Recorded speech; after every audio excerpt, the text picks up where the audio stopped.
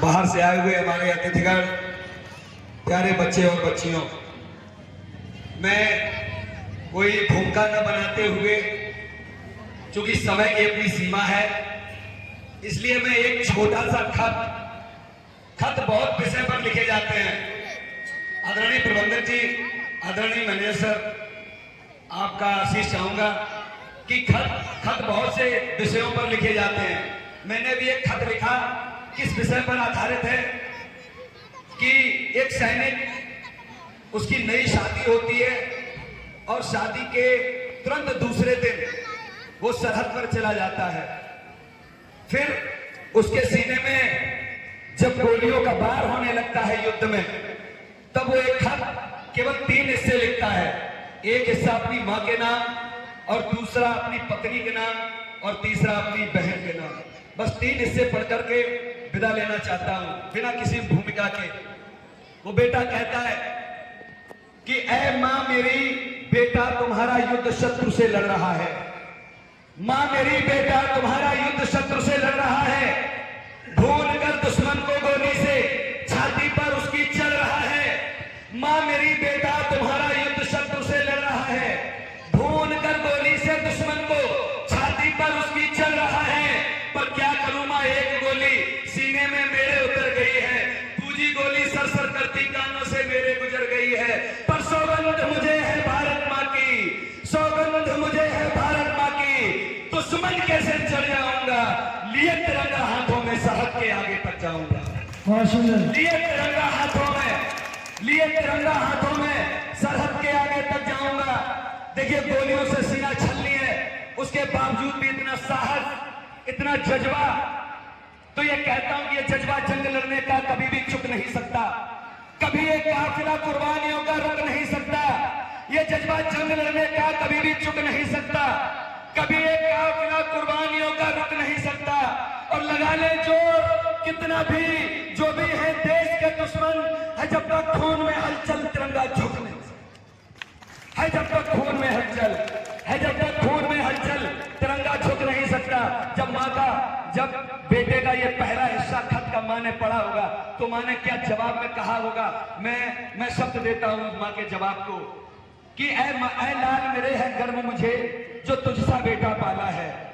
ऐ लाल मेरे है गर्व मुझे, जो तुझसा बेटा पाला है। छोड़ के दुनिया की खुशियों को भारत मां का रखवाला है। पर सौगंध तुझे मैं देती हूं, एक कदम न पीछे हट जाना।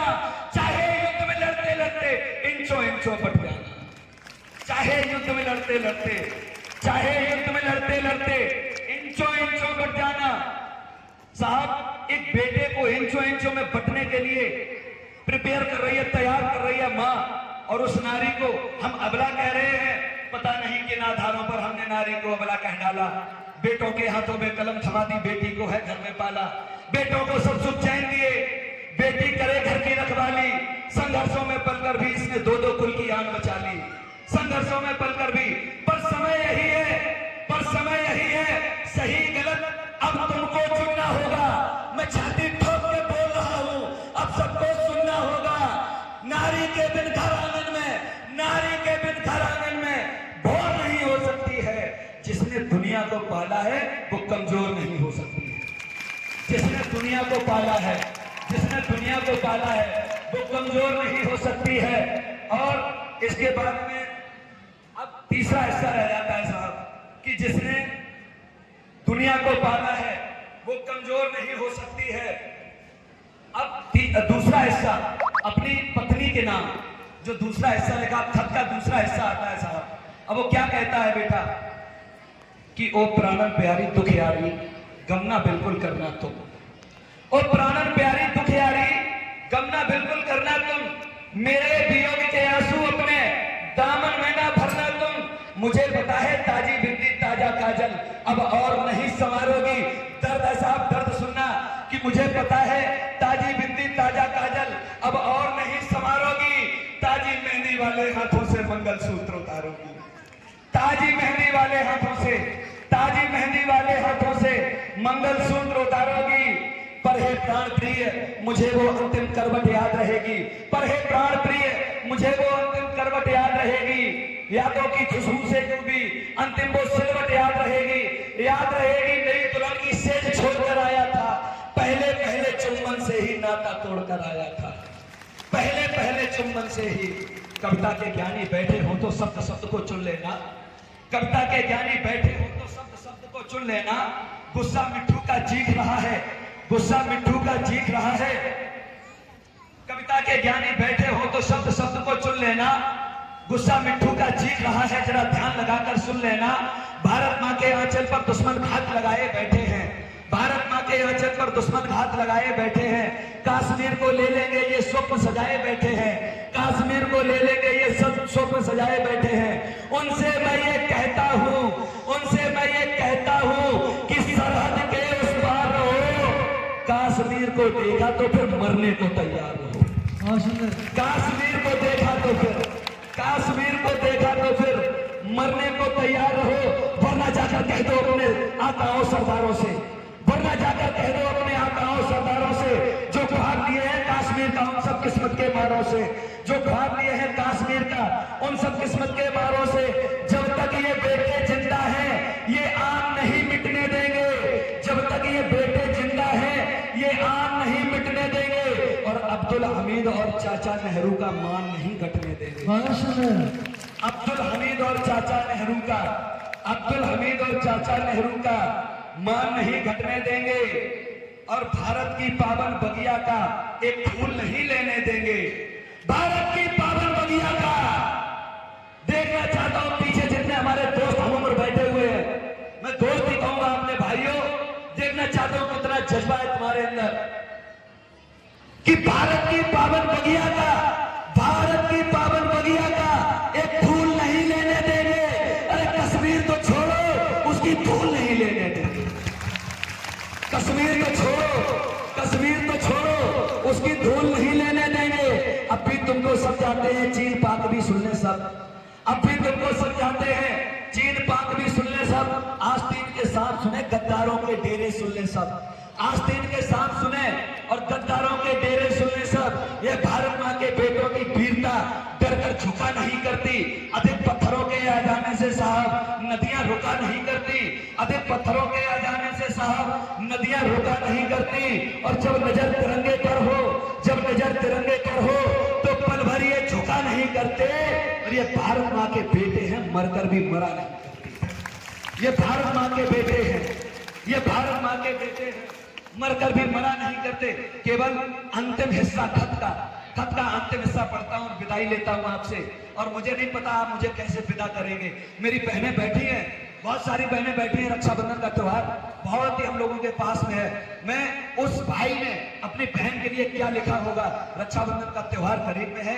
एक भाई रक्षाबंधन के दिन एक भाई की जो ये वादा करके गया था कि बहन रक्षाबंधन पर मैं आऊंगा, वो आता है, रक्षाबंधन पर आता है, लेकिन साहब जीवित नहीं आता है, तिरंगे में लिपट कर उसका सब आता है। मुझे वो याद आती है एक कहानी कि एक अध्यापक ने एक बच्चे से पूछ लिया कि तिरंगे में कितने रंग होते हैं, तो कोई बच्चा कह रहा था कि 3 रंग होते हैं, कोई बच्चा कह रहा था 4 रंग होते हैं। लेकिन एक बच्चे ने गजब कर दिया साहब, वो बच्चा कहने लगा श्रीमान मैं बताता हूं, तिरंगे में 4 नहीं 5 रंग होते हैं, तिरंगे में 4 नहीं 3 नहीं 5 रंग होते हैं। अब अध्यापक तो हैरत में पड़ गए, उन्होंने पूछा कि तुम ही पहले खड़े हो जाओ। 3 तो मुझे पता है, केसरिया, सफेद और हरा। चलिए ये भी मान लेते हैं कि चौथा आपने उसका नीला रंग बता दिया होगा, लेकिन ये 5वां रंग कहां से आ गया? वो खड़ा हुआ बच्चे का जवाब सुनिएगा साहब। बच्चे ने कहा श्रीमान पहला केसरिया, दूसरा सफेद, तीसरा हरा, चौथा आपके चक्र का नीला रंग। लेकिन मेरे पिता की लाश जब तिरंगे में लिपट कर आई थी तो खून के कुछ थप्पे लगे हुए थे उस तिरंगे में, तो लाल का वो 5वां रंग कहां चला गया? मेरी नजर में आज से लेकर के मेरे मरने तक तिरंगे में 5 कलर ही रहेंगे। उस बच्चे का दर्द, बहनें बैठी हैं, मैं जो अंतिम हिस्सा है खत का पढ़ करके विदाई लेना चाहता हूं। वो कहता है बेटा कि ओ बहन मेरी क्या दुख है तुझको, क्यों सहमी सहमी रहती है? ओ बहन मेरी क्या दुख है तुझको, क्यों सहमी सहमी रहती है? एक कलाई के सोने रहने का दिल में दुख क्यों सहती है? एक कलाई के सोने रहने का दिल में दुख क्यों सहती है? अगर एक कलाई को लेकर मैं तुझ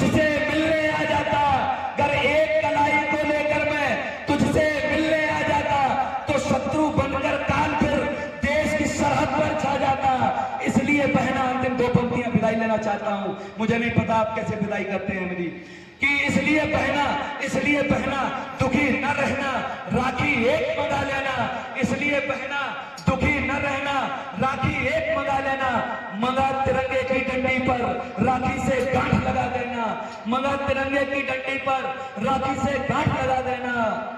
और रूप दिखे भाई का तिरंगे में हरदम ये एहसास रहेगा, दिखे रूप भाई का तिरंगे में हरदम ये एहसास रहेगा, जब जब आंखें बंद करोगी भैया तेरे पास रहेगा, जब जब आंखें बंद करोगी, जब जब आंखें बंद करोगी भैया तेरे पास रहेगा, भैया तेरे पास रहेगा। जय हिंद, जय भारत।